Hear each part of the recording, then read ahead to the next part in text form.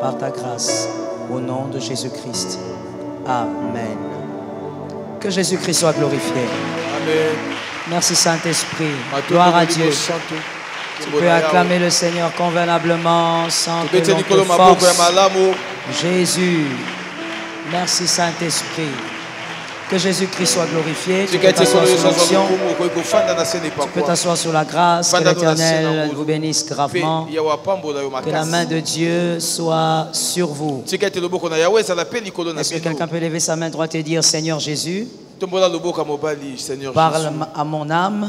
Parle à mon âme. Parle à ma famille. Parle à ma famille. Délivre ma famille. Délivre ma famille. Délivre ma maison. Délivre ma maison. Au nom de Jésus. Au nom de Jésus. Que ça soit ta part. Et ça la paix à you. Nous sommes dans famille glorieuse. Je crois que le Seigneur va déverser une gloire ajoutée sur ta famille. Amen. Je crois que le Seigneur va déverser une grâce ajoutée sur ta famille. Que l'Éternel délivre ta famille du mal au nom de Jésus. Que l'Éternel amène ta famille à une grande victoire au nom de Jésus.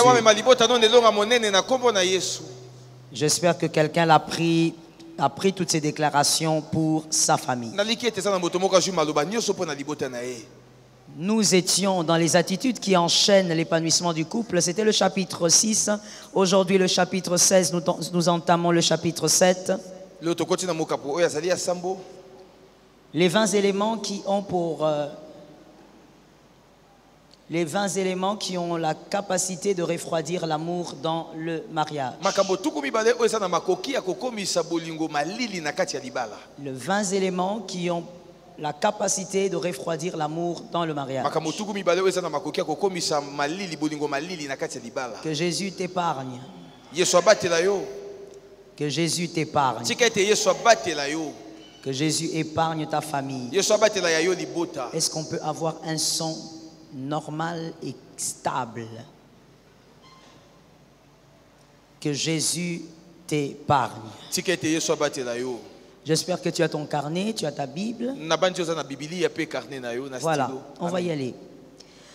En amour, quand on est mature, on aime en se préparant à 3 choses majeures.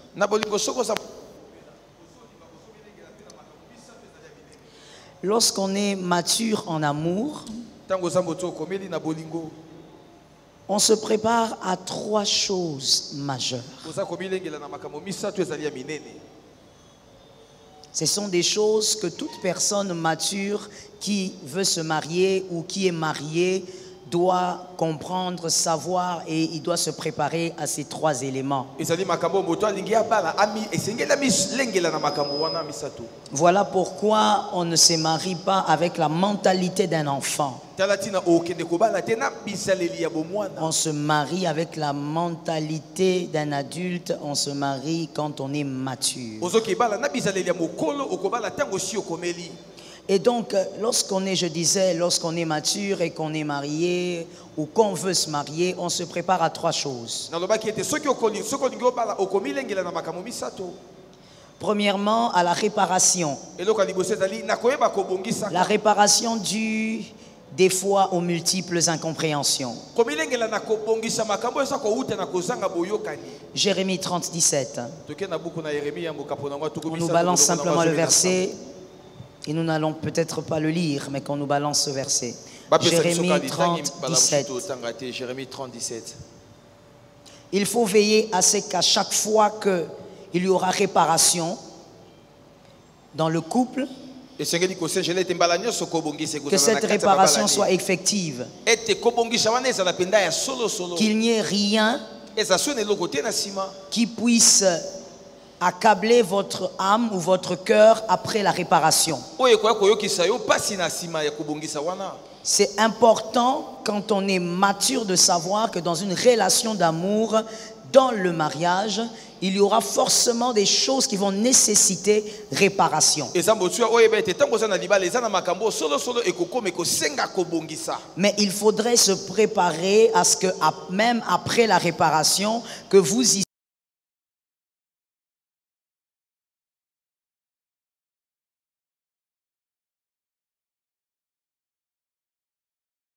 qu'il est celui qui nous guérit. Vous devez avoir la foi que si Abel est mort, Seth va venir. Seth, c'est la consolation, Seth, c'est le réparateur.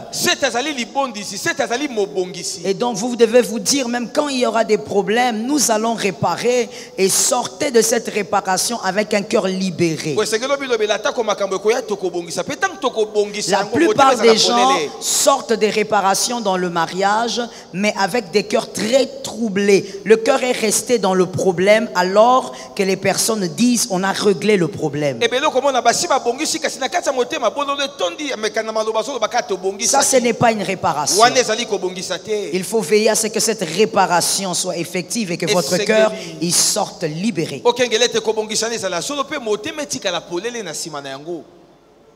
Sinon, vous risquez de rester dans un mariage avec votre partenaire simplement, en fait, pour d'autres raisons, mais pas par amour. Vous restez pour beaucoup d'autres raisons, parce qu'on ne sait pas où aller, ou parce qu'on a des enfants, ou encore parce qu'on ne veut pas être dans la honte du divorce, mais ce n'est pas parce que vous aimez. Parce que vous ne devez pas oublier que lorsqu'il y a des incompréhensions, des problèmes dans le mariage, si on ne répare pas convenablement, tous ces problèmes risquent d'émietter votre cœur. Parce qu'à chaque fois qu'il y a un problème, en réalité, votre cœur subit un choc. Votre cœur subit une fissure. Et donc vous devez compter sur Dieu, en voyant ce verset, compter sur Dieu pour que Dieu guérisse votre cœur. Laissez-nous le verset là tant qu'on n'est pas passé. Et donc il faut absolument compter sur Dieu pour guérir. Quand vous avez réparé avec votre mari, votre femme, vous sentez que votre cœur va mal, priez et comptez sur Dieu pour vous guérir. Sinon vous aurez un cœur en lambeaux. Et la deuxième chose qu'un homme mature, une personne mature qui est dans l'amour, dans le mariage doit s'attendre. Ephésiens 4, 32. Ephésiens 4, 32. C'est de se préparer à pardonner. Quoi qu'il arrive, se préparer à pardonner. Et vous savez, quand on est marié, on le comprend bien, des fois on pardonne, vous êtes obligé de pardonner même quand il n'y a pas de raison logique à cette offense.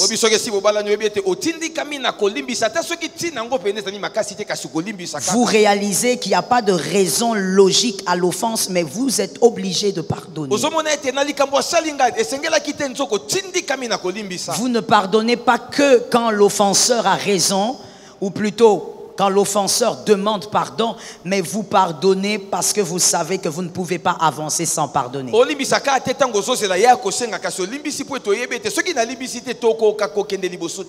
Et la troisième chose importante qu'un homme mature qui est en amour doit savoir, selon Cantique des Cantiques 3, 1 à 2. Cantique des Cantiques 3. Cantique de Cantiques 3, 1 à 2. La troisième chose, c'est la capacité de raviver la flamme. La capacité, si vous pouvez souligner ça dans votre carnet. La capacité, pas seulement le fait de savoir. La capacité de raviver la flamme. Parce qu'on ne vit pas ensemble pendant près de 20 ans ou plus, simplement parce qu'on a le même amour qu'au début.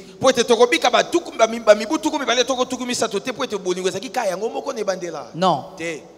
L'amour est l'un des sentiments qui a tendance à évoluer en dents de scie. Il faut le savoir.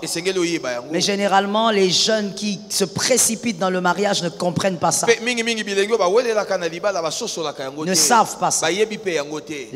L'amour est un sentiment qui évolue des fois en dents de scie. Et pas seulement dans le mariage. Même dans la relation entre parents et enfants. Même dans la relation entre amis.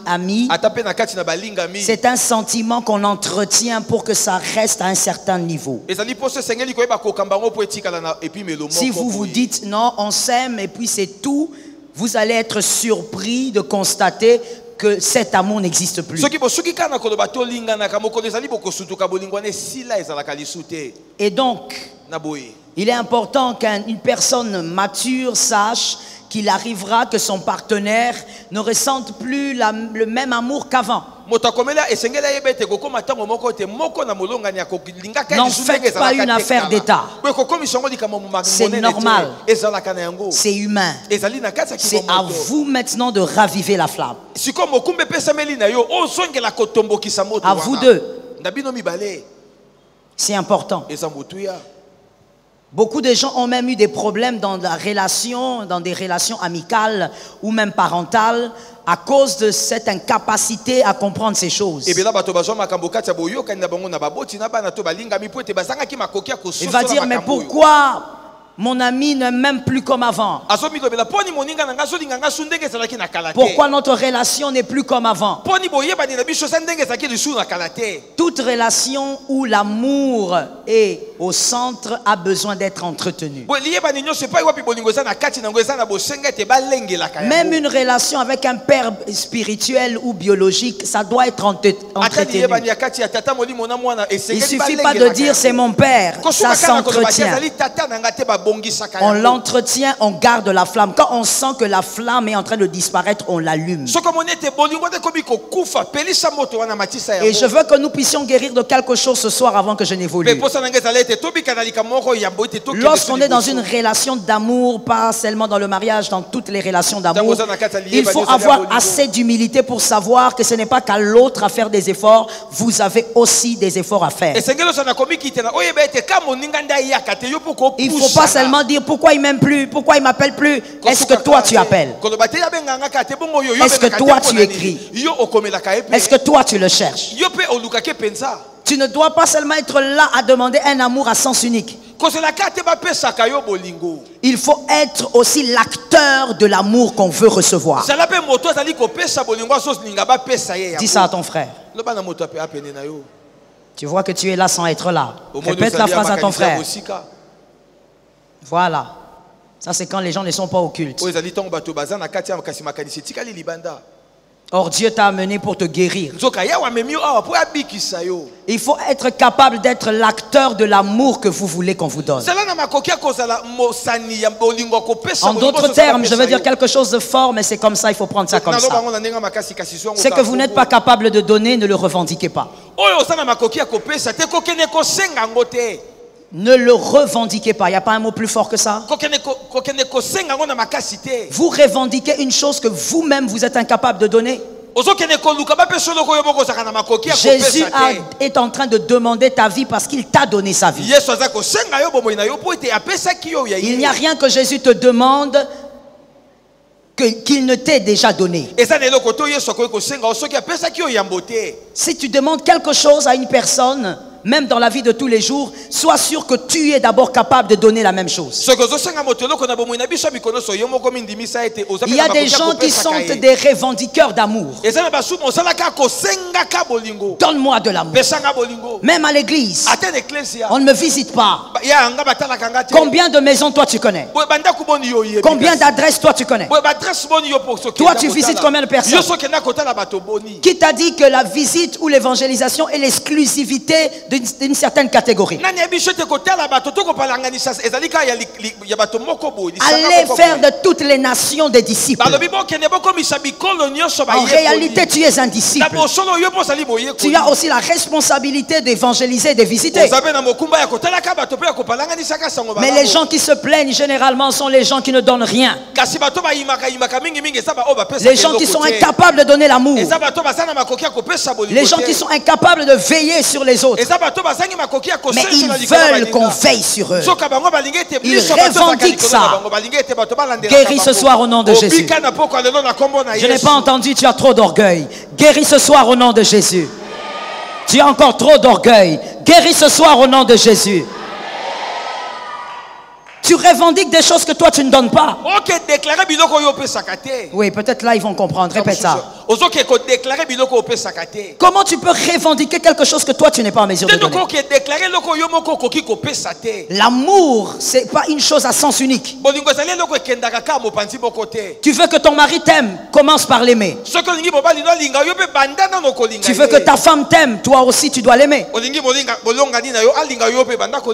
Tu veux qu'il y ait une bonne relation d'amitié entre toi et ton ami, commence à attiser cet amour.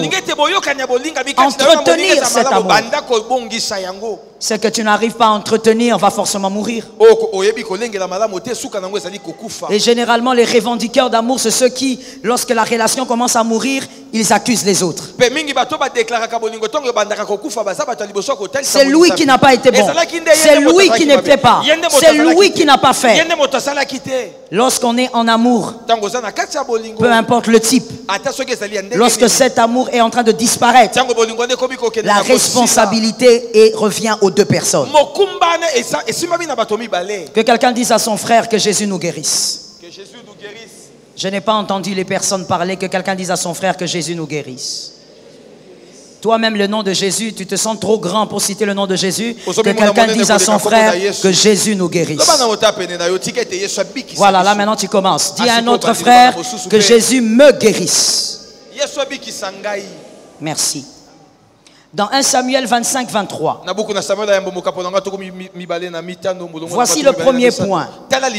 Parmi les éléments qui refroidissent l'amour dans le couple. Le premier point. 1 Samuel 25, 23. Un partenaire tueur de vision et de potentiel.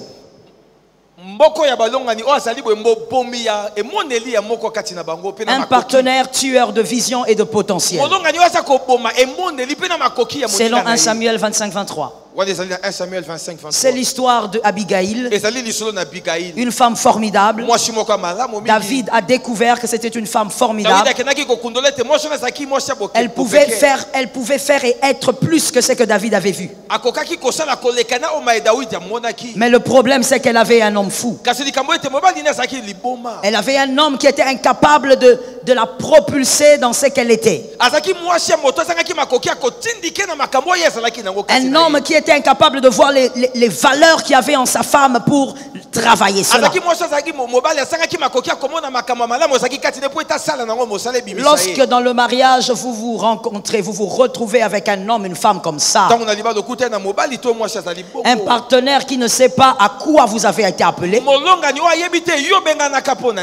un partenaire qui se contente à être marié. Il est marié, c'est suffisant. Il ne sait pas à quoi vous avez été appelé. Quelle est votre destinée terrestre? Il ne sait pas. Non, il ne sait pas. Si vous lui demandez, votre femme est appelée à faire quoi? Quelle est la destinée de votre femme? Il ne sait pas. Quelle est la destinée de votre mari? Elle ne sait pas. Ce qui compte, c'est que nous sommes mariés. Il se contente de faire des enfants. Un partenaire qui se moque même de vos rêves. Il se moque de votre passion. J'ai vu des couples comme ça. Malheureusement, ils sont déjà en couple. L'homme se moque de la passion de sa femme. La femme se moque de la passion de son mari. Elle se moque de la destinée de son mari. Elle trouve que la passion de son mari est une distraction. Un partenaire comme ça, il va tuer l'amour. Il va tuer l'amour dans le cœur de celui qui subit cet outrage. Celui-là va commencer à être encouragé par les gens du dehors. Que quelqu'un soit délivré ce soir. Qu'un célibataire soit délivré ce soir. Ok, que les célibataires lèvent la main droite. D'accord. Prenez maintenant une offrande.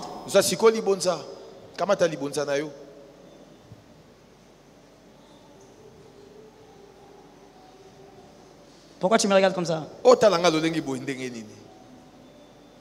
Je les aide à comprendre la parole. Lève ta main droite avec ton offrande. J'avais vu plusieurs mains là, je ne les vois plus.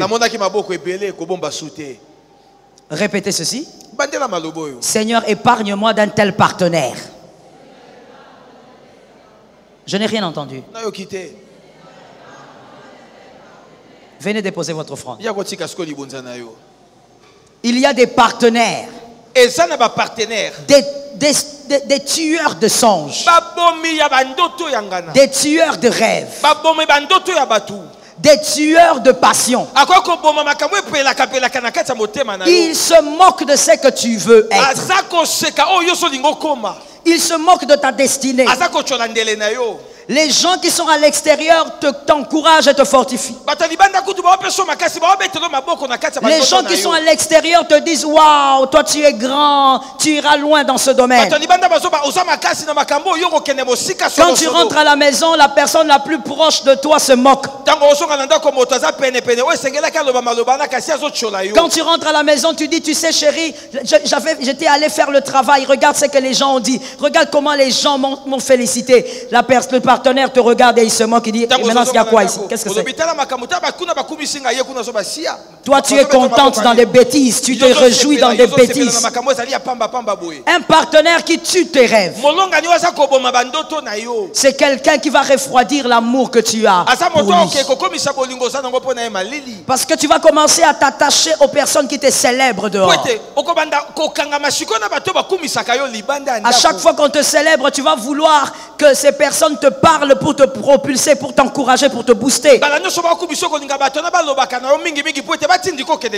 Mais ta femme, ton mari, c'est la personne que tu ne veux même pas écouter. C'est comme ça que vous verrez qu'il y a des couples, lorsque l'homme a des projets, il a des choses à faire, la femme a des projets, il n'en parle pas au partenaire. Parce qu'il sait que s'il en parle, il y aura des moqueries, il y aura du mépris. Et l'amour va commencer à se refroidir. Et c'est là que tu vois un homme qui devient distant. Une femme qui devient distante. Surtout avec le monde d'aujourd'hui. Ta femme sera tout le temps sur son smartphone. Tu dis mais qu'est-ce qu'elle fait là? Non, elle est en train de causer avec les gens qui l'encouragent. Elle est en train de causer avec les gens qui propulsent ses potentiels.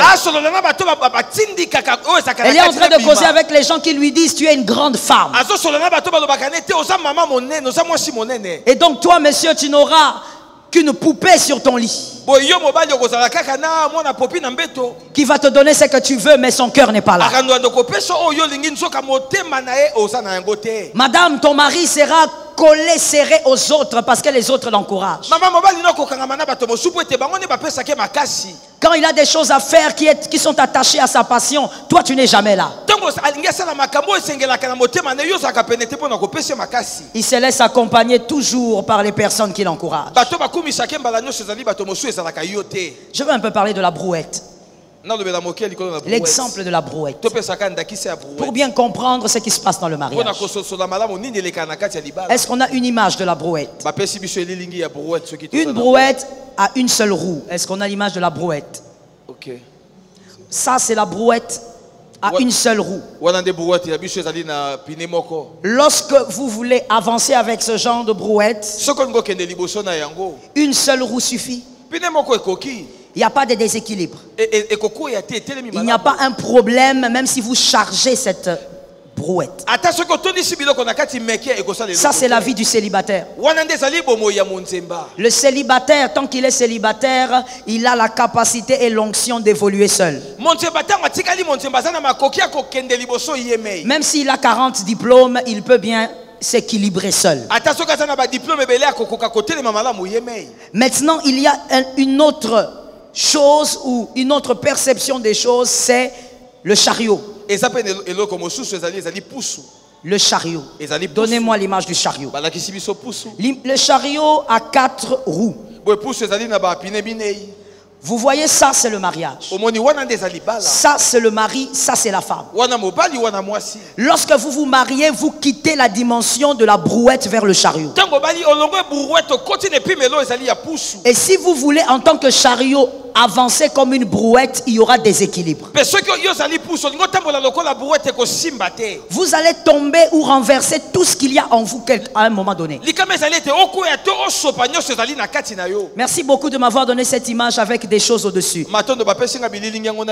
Lorsque vous êtes marié, monsieur, madame, même si vous êtes chargé comme ça, chargé au débordement, vous avez des potentiels, vous avez des talents, vous avez une onction qui descend du débord. Mais si on enlève 2 roues de devant, tout ce qu'il y a au-dessus va se renverser. L'homme marié, la femme mariée n'a pas été appelé à se réaliser seul. Dès que vous vous mariez, la capacité de vous réaliser seul vous quitte. Vous devenez un chariot à 4 roues. Vous devez vous réaliser avec quelqu'un qui vous aide, que ce soit l'homme ou la femme. Mais il y a des couples qui vivent en chariot mais en ayant une seule roue. La femme n'aide pas son mari, ne croit même pas à la destinée de son mari. Elle se moque même quand son mari lui dit voici mes projets, et dit qui va faire ça toi. Et vous verrez donc l'homme en train de faire beaucoup d'efforts pour se réaliser seul. La femme en train de fournir trop d'efforts pour se réaliser seule. Que Dieu vous délivre des partenaires tueurs de rêves. Je bénis cet amen là. Que Dieu, quand je te dis que Dieu te délivre, c'est toi et ta descendance. Que Dieu te délivre d'un partenaire tueur de rêves. Toi, quand tu lui parles de tes passions, de ce que Dieu t'avait dit, elle te regarde là dans le... Vous êtes assis au salon, elle te regarde, elle commence à rire. Elle dit déjà nous nourrir ici, tu n'arrives pas à nous nourrir, tu vas seulement faire ce que tu dis là. Le genre de femme que tu vas chercher, je ne sais où, monsieur. Que Jésus te délivre. Lorsque Dieu te met avec un homme, c'est pour que cet homme amplifie ce qu'il y a en toi. Je n'ai pas entendu les femmes donner un amen. Tu n'es pas concerné? Si tu veux, on peut faire un couvent à Aena ici. Comme ça, tu seras là-dedans. Quand Dieu te donne une femme, c'est pour qu'elle amplifie tes potentiels. C'est pas seulement pour qu'elle lave les habits, repasse les vêtements. Non, c'est pour qu'elle amplifie ce qui est en toi. Que tu sois capable de dire non, je reconnais que sans cette femme, je ne serais pas ce que je suis. Sans cet homme, je ne serais pas ce que je suis. Un chariot ne peut pas avancer avec une seule roue. Mais malheureusement, il y a des hommes qui ont jeté l'éponge. Il a tellement essayé, mais la femme est toujours trop loin. Il a jeté l'éponge. Il dit d'accord, alors je vais avancer seul. Et c'est trop d'efforts pour une vie. Que Jésus te délivre au nom de Jésus. Quand Dieu vous met ensemble, comme je l'ai dit, c'est pour que vous puissiez avancer ensemble et que vous puissiez vous propulser mutuellement. On ne se marie pas que pour faire des enfants, on se marie pour bâtir une histoire. Il faut bâtir une histoire. Il faut bâtir une destinée. Il faut bâtir une histoire qui sera redoutable à écouter dans l'avenir. Il faut entrer dans le mariage avec la décision de bâtir une histoire. Répétez ça, c'est très bien dit. Il faut te marier en te disant mon mari, je veux l'amener très haut. Même s'il est très bas, il montera très haut à cause de mes potentiels. Ça tombe sur toi, c'est gratuit. Et tu te maries en disant ma femme, même si elle est très loin, je vais l'amener très haut. Lorsqu'on se marie, il faut avoir la décision d'accomplir des grandes choses et à manifester des grandes réalisations. Ça doit être une décision. Voilà pourquoi il faut faire attention. On s'unit avec la personne avec qui on peut bâtir quelque chose. On s'unit avec quelqu'un avec qui on peut devenir. Malheureusement, toi tu t'unis avec une personne qui t'a trouvé à un point et qui te regresse. Tu te maries, avant de te marier, tu avais même un rythme spirituel. Même ta manière de prier, on voyait ça ici. Mais depuis que tu es marié, 30 minutes de prière à l'église, toi tu as sommeil. Parce que le mariage t'a endormi davantage au lieu de te réveiller. Le mariage a pour objectif de réveiller et non pour endormir. Adam s'est réveillé, il a parlé, les choses ont commencé. Alors je dis à un homme, à une femme, fais attention avec la personne que tu vas choisir pour la vie. Quand on dit choisir une personne pour la vie, ça veut aussi dire qu'on doit choisir la personne avec qui on va bien vivre toute la vie.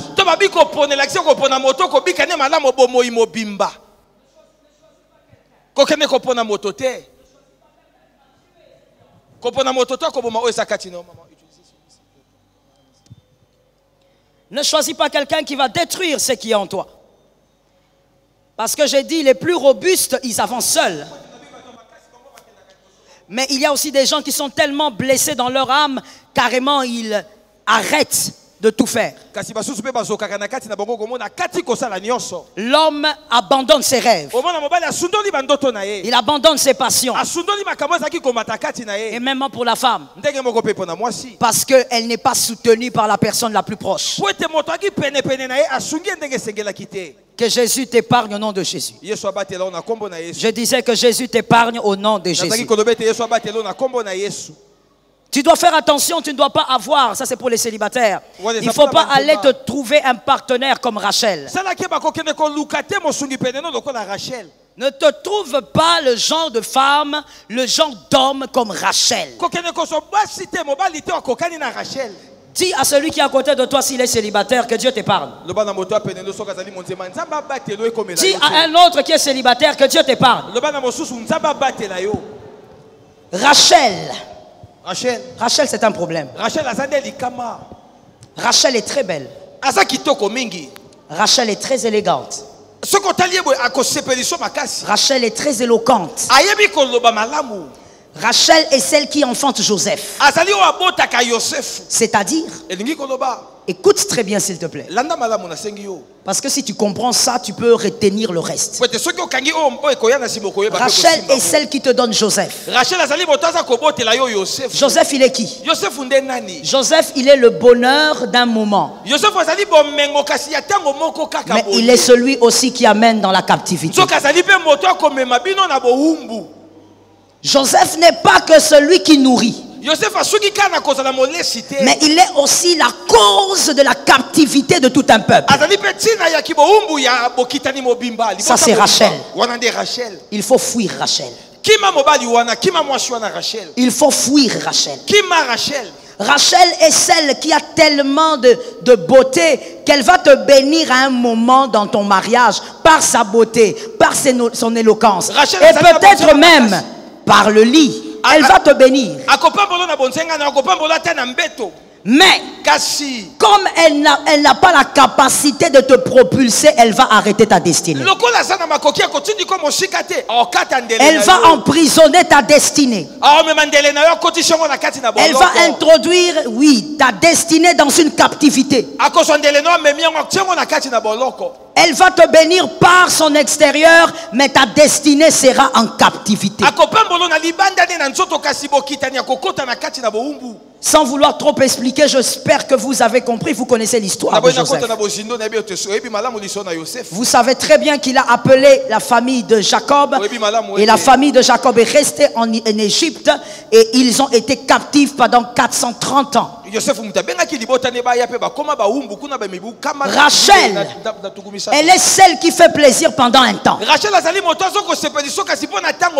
Mais Rachel introduit ta destinée dans la captivité. C'est là où vous écouterez certains de vos collègues vous dire: ah mon frère, moi je croyais qu'en 2021 tu serais loin. Comme on était avec toi au campus là. Vraiment, moi je croyais que tu serais loin. Il y a des collègues qui vont te dire: ma soeur, qu'est-ce que tu es devenue? Eh bien, je suis mariée. Je m'appelle Madame Jean-Luc ou je ne sais pas quoi. J'ai 4 enfants. Et point. Et les collègues te disent: vraiment? Tu n'as rien fait de toute l'intelligence que tu manifestais à l'école? Ben, vous savez, la vie, dans la vie, on n'a pas tout ce qu'on veut. Même si dans la vie, on n'a pas tout ce qu'on veut, on peut avoir la grande partie de ce qu'on veut. Ça tombe sur toi au nom de Jésus. C'est gratuit. Ce n'est pas pour les distraits. Ça tombe sur ta vie. Il faut arrêter avec des justifications, des vessies. Laisse-moi parler. Il faut arrêter avec les justifications qui amènent dans les profondeurs de l'échec.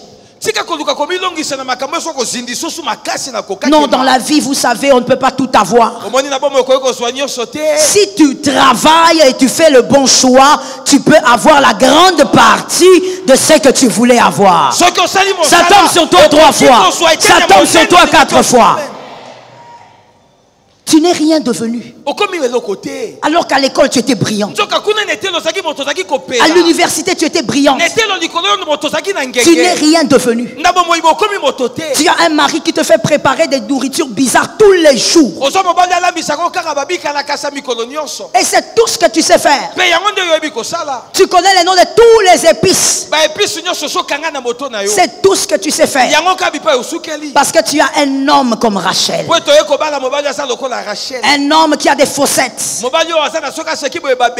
Il est très beau, mais il a emprisonné ta destinée. Une femme qui a des mollets comme le Kilimanjaro, mais elle a emprisonné ta destinée. Quand tu veux lui dire: viens chérie, je veux te proposer une idée. Quelle idée? Toi tu as quelle idée? Toi tu n'as rien à me présenter. Elle tue tout ce que tu es. Même quand tu chantes un peu, elle dit: tais-toi, tu fais du bruit. La voix là vraiment. Alors que toi, tu te disais, tu allais même faire un album. Pour lui, tout ce que tu fais est mauvais. Il veut seulement que tu fasses ce que lui veut. Un tueur de rêve. Rachel. Quand vous prenez Rachel, je dis aux célibataires, lorsqu'on se marie, lorsqu'on veut se marier, on regarde à 3 choses majeures. Que Dieu t'aide. Ma fille vient.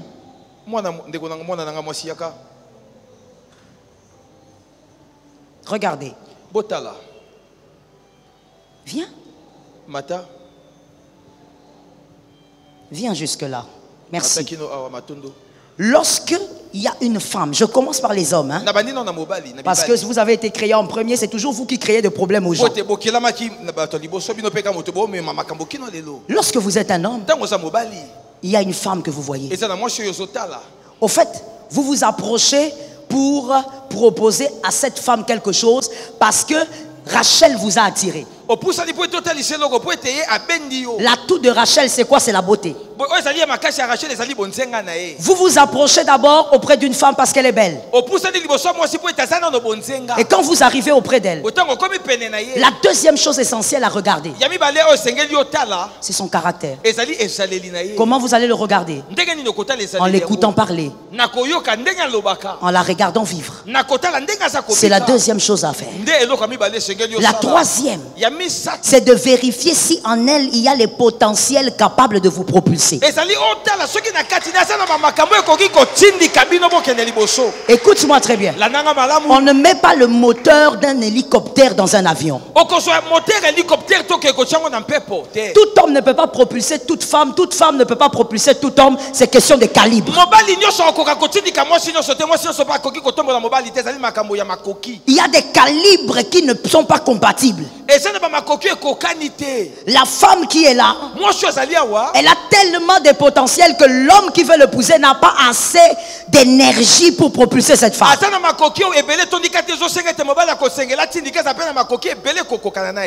Ça peut être un homme intelligent, mais un homme complexé. C'est-à-dire que lui, face à cette femme qui a beaucoup de potentiel, il se sent déjà complexé. Quand une femme au potentiel extraordinaire épouse un homme complexé, elle a tué sa destinée. Répétez ça. Une femme qui a beaucoup de potentiel comme toi doit épouser un homme qui a assez d'estime pour lui-même.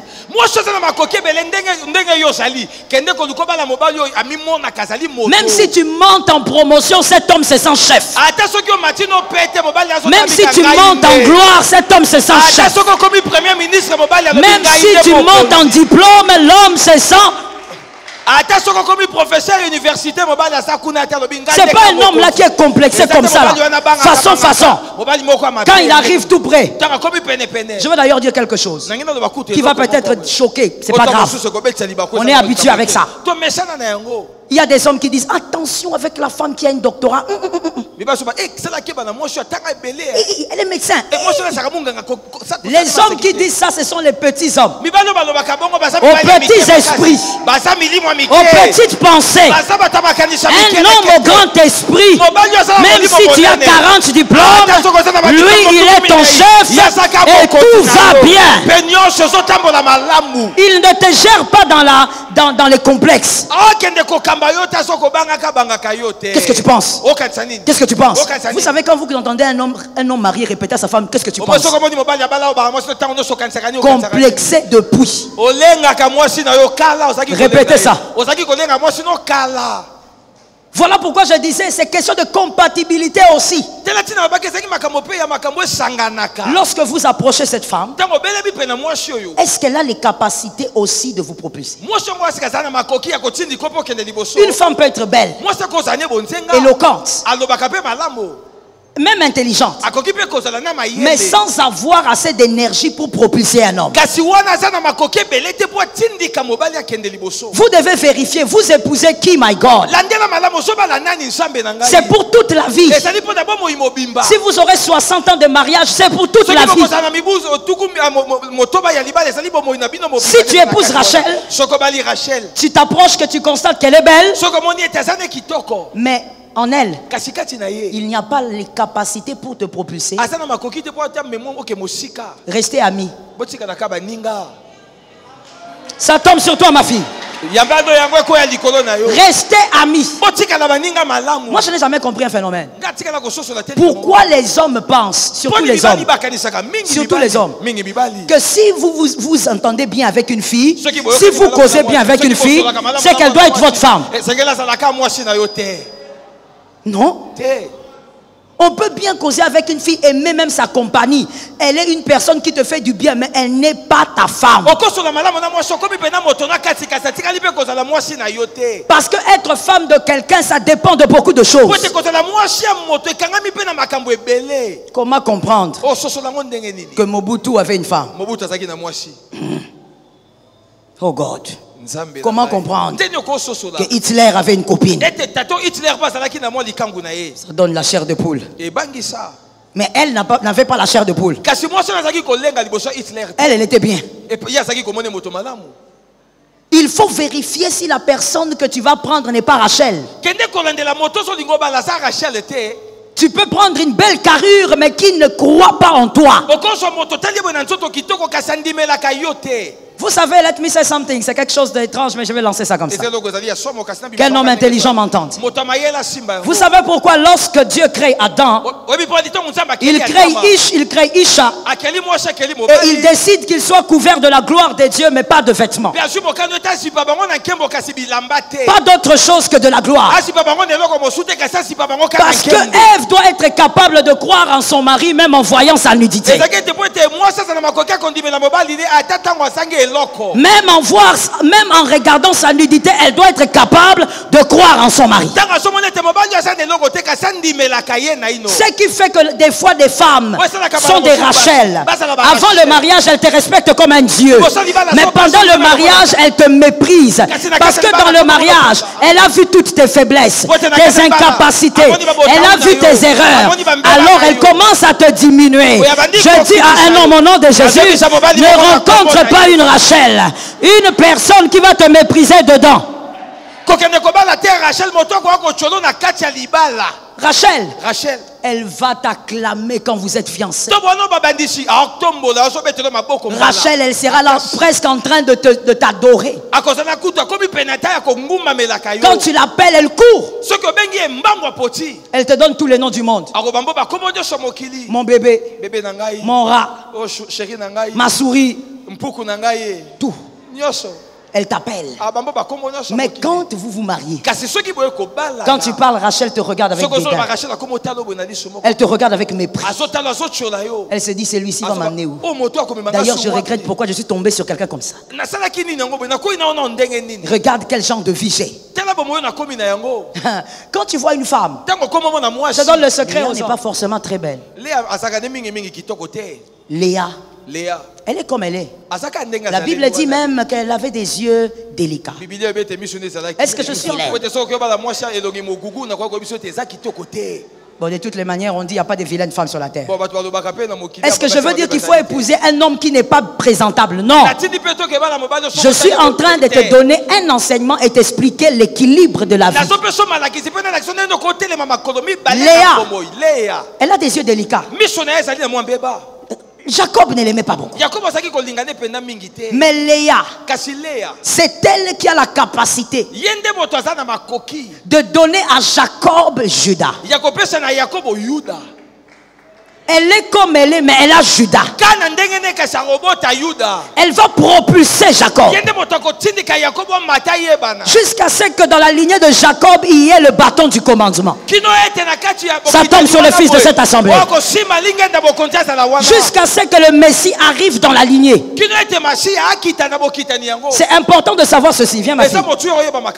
Que la naissance de Jacob ne dépend pas seulement de... Plutôt, de Judas ne dépend pas que de Jacob. Il faut des entrailles. Mais ce n'est pas Rachel qui porte Judas. C'est Léa. Qu'est-ce que la Bible veut nous dire? Est-ce que ça veut nous dire qu'il ne faut pas regarder la beauté?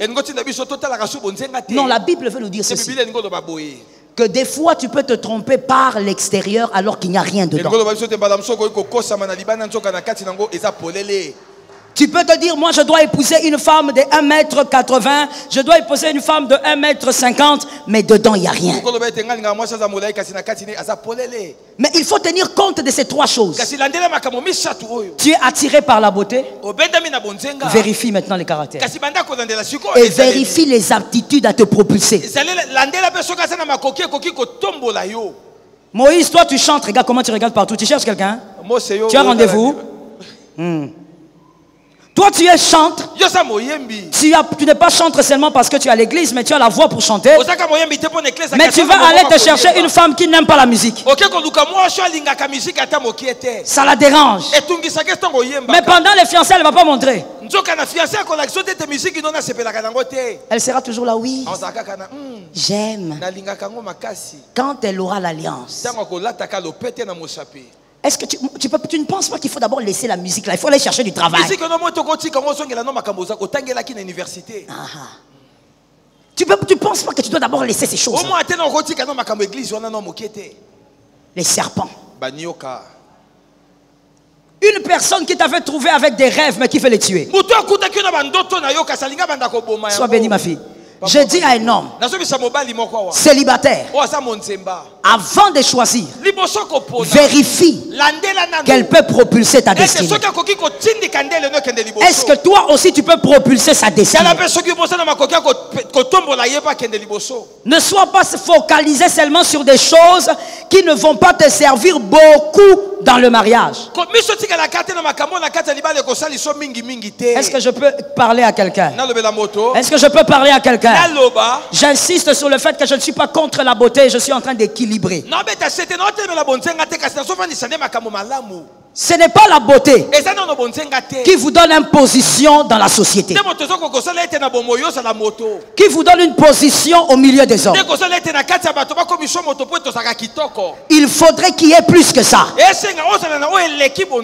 Est-ce que quelqu'un m'entend? Il faudrait que tu trouves quelqu'un, toi célibataire, capable d'aimer ta destinée.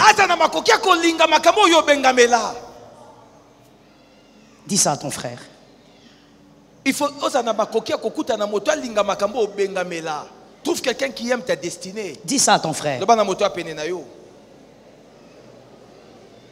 Célibataire, il faut trouver quelqu'un. Non, marié, il ne faut pas parler. Vous voulez trouver des gens? Je vous ai attrapé.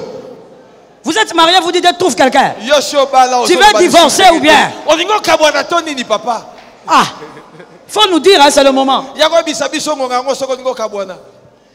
Il ne faut pas seulement trouver quelqu'un qui aime tes parents. Regarde les hommes comment ils réfléchissent. Moi, la femme que je vais épouser, elle doit aimer ma mère. C'est ça ou rien. Frère, tu es ignorant. Hein? Tu es ignorant quoi? Tu es ignorant degré 0 moins 0. Toi, tu ne sais pas qu'une femme peut faire semblant d'aimer ta mère. Oh, ça d'ailleurs, ça c'est le niveau 0 pour une femme. Ce n'est même pas la primaire, c'est pré-maternelle. Je te dis, monsieur, regarde-moi en face, écoute-moi, je te dis. Même si la femme là, elle a l'huile sur la tête là. Ça c'est le niveau pré-maternel. Elle va venir là. Même quand toi tu as oublié. Comment va maman? Surtout avant le mariage. Elle va bien. J'avais un petit cadeau. Hey, les femmes avec les cadeaux avant le mariage. Dès qu'on l'épouse, les cadeaux sèchent. Ah, je disais les cadeaux sèchent dès qu'on l'épouse. Sors de là, toi, femme mariée. Femme mariée, je dis sors de là. Hey, où sont les cadeaux? Oh God, même les fils spirituels qui nous amènent des fiancés d'ailleurs. Il faut voir comment les filles amènent des cadeaux. Mommy. Même le môme il a changé. Il y a du vernis. Qu'elle se marie. Elle a déjà eu son gibier. Il n'y a plus de cadeaux. Aimer ta famille, c'est bien. Mais il faut quelqu'un qui aime ta destinée. Écoute, maintenant, je vais te dire une chose. Ta destinée, la femme ou l'homme qui aime ta destinée, toi, on peut te tromper. Mais voilà le secret. Quand tu es célibataire. Parce que toi, on peut te mentir. Amène cette personne vers les personnes qui vont voir. Il y a toujours des gens qui ont les yeux. Laisse-moi parler. Monsieur le célibataire, mademoiselle la célibataire, j'ai pitié de toi.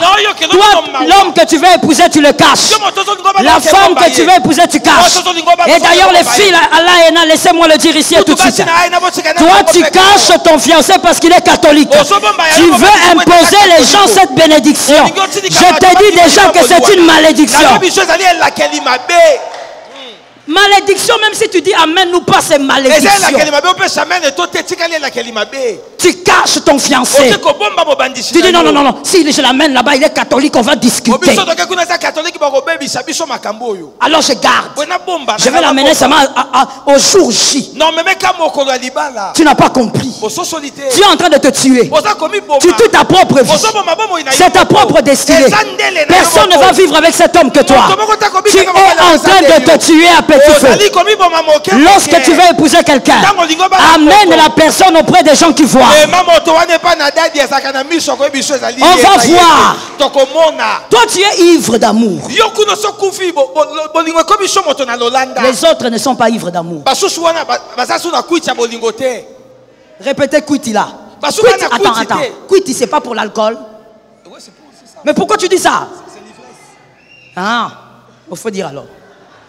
Moi, je ne comprends pas très bien cette langue-là. Allez-y, dites. Oui. Quelqu'un qu'elle ne va pas tromper. Toi, elle te ment. Toi, il te ment. Mais quand il va venir, on va lancer les radars. On va poser 2-3 questions. Tortue. Tortue. Attention avec les femmes tortues. Les hommes tortues. Il sort la tête, mais il se cache très bien. Je refuse au nom de Jésus que les fils de cette maison épousent des femmes tortues, épousent des hommes tortues. Sois délivré au nom de Jésus. Épouse un homme, quand il va te regarder, il va te dire écoute. Tu vois ce que tu es. Tu n'as pas encore travaillé ce que tu es. Je vais t'aider à aller plus loin. Épouse une femme qui, quand elle te prend, elle te nettoie, elle te cire, elle te vernit. Quand on te regarde, on dit oh, ça c'est le tonton là. C'est le tonton là. Même ton français change. Parce que tu as rencontré une femme équilibrée.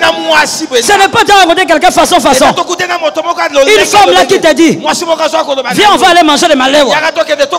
Vous vous mettez là en public là, vous mangez.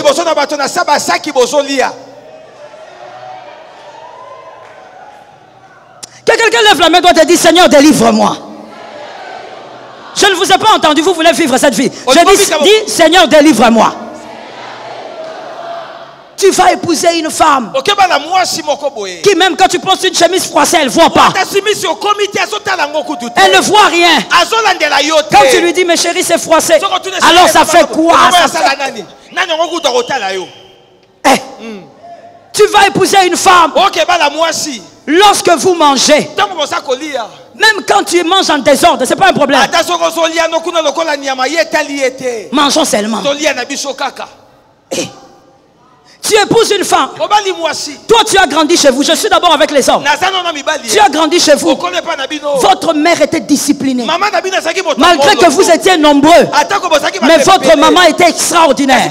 Elle a veillé sur la propreté. Il n'y avait pas de pipi dans la maison. Mais tu épouses une femme. Vous faites des enfants. Quand on entre au salon, l'odeur du pipi. Et puis on dit quoi? Ce sont les bébés. Donc elle ne sait même pas que dans la maison, dans toutes les maisons, il y a des bébés, il n'y a pas l'odeur là. Sors de là au nom de Jésus. Tu es marié, sois délivré au nom de Jésus. Tu vas épouser une femme. Elle met les tissages sur la tête. Elle met les tissages. Pour elle, quand on met les tissages, c'est-à-dire interdiction formelle à l'eau de passer par ici. C'est l'instruction qu'elle a eue depuis qu'elle est enfant. Quand elle se lave, elle met une barrière.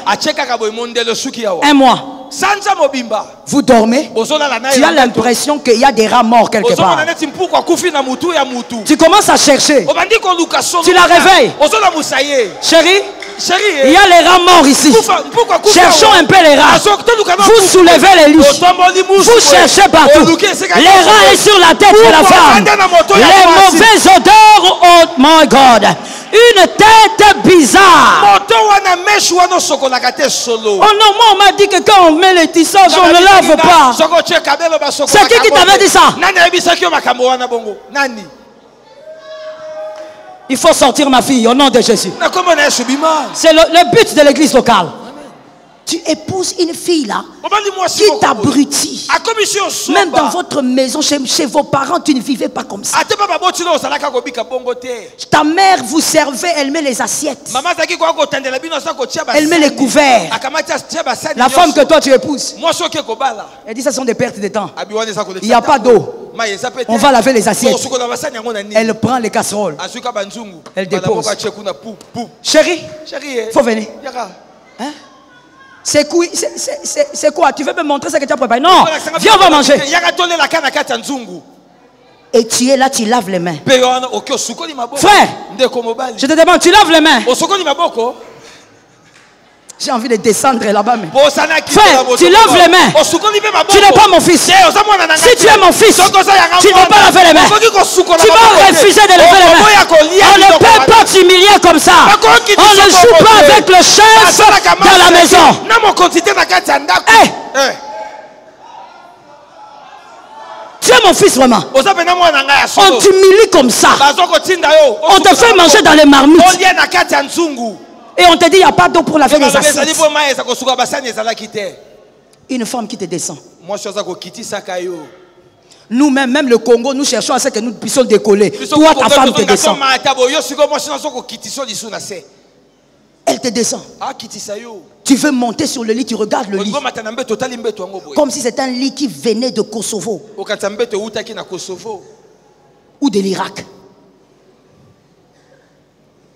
Tu regardes les lits. Tu regardes, tu dis, bon, où est les draps? Où est les matelas?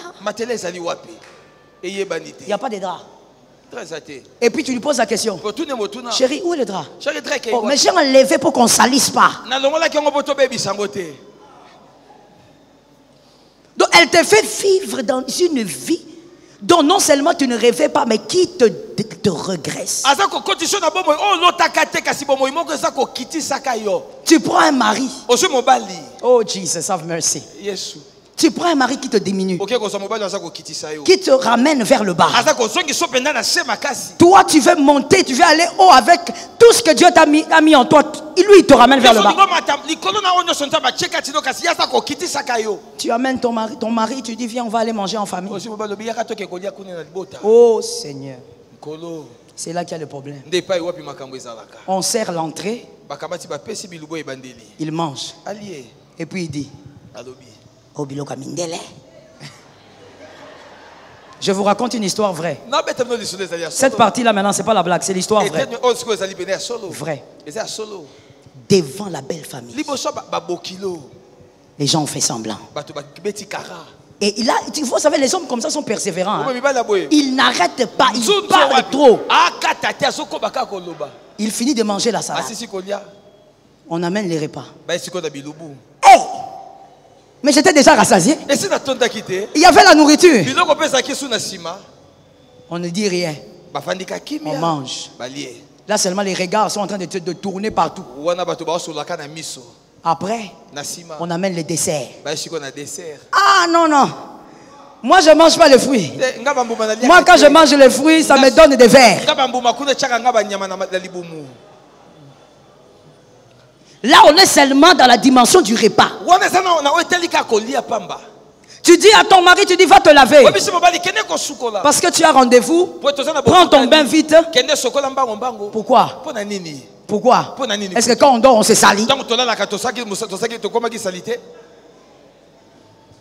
Donc lui, il préfère aller s'habiller comme ça partir. Donc quand toi-même tu regardes, tu dis Seigneur, c'est pas les gens de filles que je voulais. C'est quoi ça? Quelqu'un qui s'amène, il t'amène des amis à la maison. Ils envahissent la maison. Et puis ils ont un langage non pudique. Tous les enfants écoutent tous les gros mots qu'ils lancent dans la maison. Et tes enfants sont en train d'écouter. Et il est en train de rire. Les rires comme de Goliath. Donc toi-même tu te poses la question, qui va me délivrer? Mon frère, ma soeur, le mariage est long. Choisis quelqu'un qui pourra vivre avec toi dans la paix. Une personne qui pourra t'aider à te réaliser. Ne va pas prendre un tueur de rêve. Ne va pas prendre un tueur de passion. Que quelqu'un lève la main droite et dise que le Seigneur m'épargne. Qu'un autre dise que le Seigneur m'épargne de ces choses. Écoute-moi très bien, je finis en disant, quand on décide de se marier, on refuse de prendre des critères qui peuvent s'effriter avec le temps. Il y a des critères qui s'effritent avec le temps. Voilà pourquoi moi ça me fait rire quand un fils ou un garçon que j'encadre me dit, maman, moi je vais épouser une femme qui est très mince. Mais que ça soit un critère que tu pourras oublier. Parce que quand vous allez vous marier, quand elle tombe enceinte, bon, peut-être que tu vas épouser une chinoise. Mais si tu épouses une Congolaise, quand elle tombe enceinte, elle mange la boule.